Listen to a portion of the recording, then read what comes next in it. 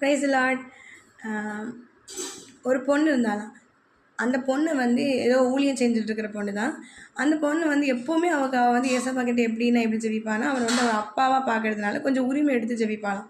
"என்ன எனக்கு நீங்க இதை செஞ்சு தான் ஆகணும், நம்ம விட மாட்டேன்" அப்படின்னு சொல்லி என்ன பண்ணுவாளாம், அந்த பொண்ணு என்ன பண்ணுவாள் ஜெபிப்பாளாம். கொஞ்சம் ரூடாகவே ஜெபிப்பா போல. அந்த ஜெபத்துக்கு அவளுக்கு பதிலே இல்லை. ஆனால் பைபிள்ல இருந்து நம்ம ஆண்டவராகிய இயேசு கிறிஸ்து வந்து பிதா கிட்ட பணிவாக தான் ஜெபம் பண்ணினார். அவரை அதட்டி உருட்டி நம்ம எதுவுமே பெற்றுக்கொள்ள முடியாது. அதே மாதிரி அதை அவருடைய ஃபுட் ஸ்டெப் தான் நம்ம ஃபாலோ பண்ணணும். இயேசு கிறிஸ்துவே பணிவாக தான் பிதா கிட்ட ஜெபிச்சார்.